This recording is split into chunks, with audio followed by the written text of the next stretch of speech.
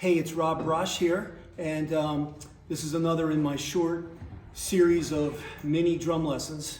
And today we're going to tackle a problem. We're calling that problem the eighth note problem. And how could eighth notes be a problem? Well, lots of times drummers don't know quite what to play when it comes to a groove. And so a lot of times drummers will default to just a basic eighth note pattern. And sometimes there's nothing wrong with that. Often eighth notes sound great. They're very versatile, right? We can play at a medium tempo. They work well playing really slow tempos. Or much brighter tempos. But sometimes at a slow tempo, I might want to consider something like 16th notes.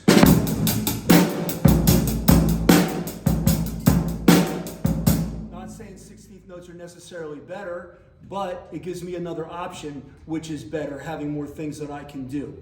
At a really fast tempo, I might decide to play quarter notes.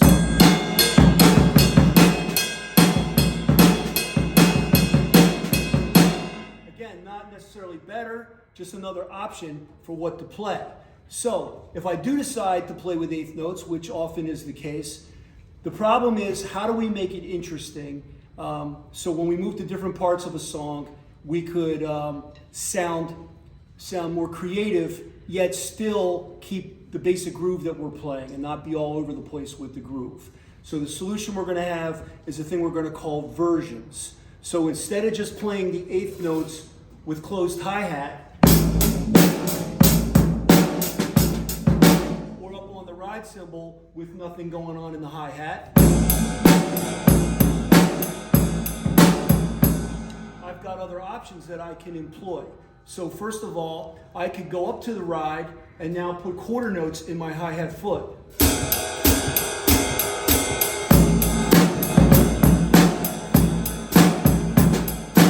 I can match the eighth notes with eighth notes in the hi-hat foot.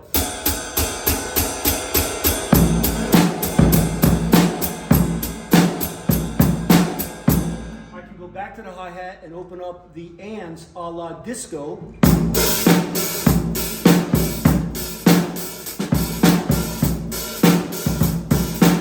I could turn around and play the downbeats open, and that gives me a nice, really aggressive, kind of nasty kind of feeling.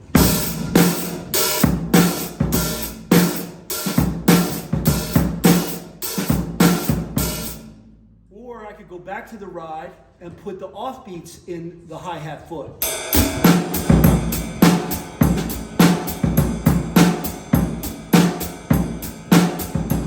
Now as a drummer, you're thinking about the coordination that you need to employ to be able to do all those things.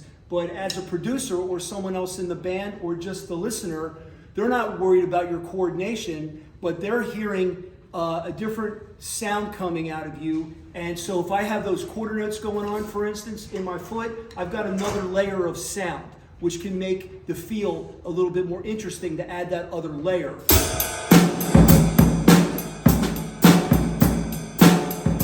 Now let's see how all these different versions can sound with a groove that's got a little bit more to it, a little bit more syncopation to it. What I'm going to do is I'm going to go from version to version to version, all 6 of them, and I'm going to try to play the same basic groove, and when I move from one version to another, I'm going to try to do it on a fill.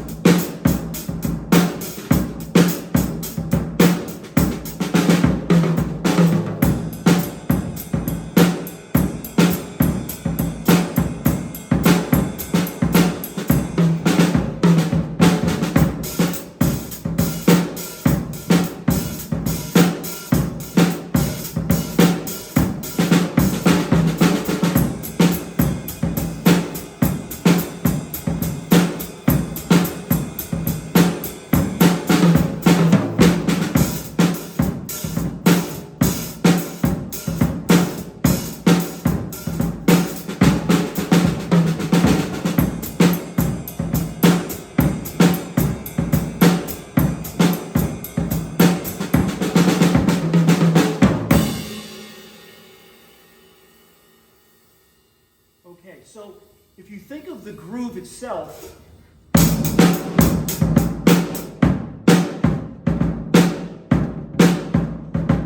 as something that I may not want to change or just do slight variations to, what all those versions do, they give me a different way to make each of those grooves sound. I should say, that same groove, I can make it sound different with each of those different versions. And that's how we solve the eighth note problem, because we've got different ways to employ the eighth note around the drums. Okay, so this will be the topic of a much larger video to come out on the website at one point. But for today, this is another in the short series of mini drum lessons, and thanks for listening.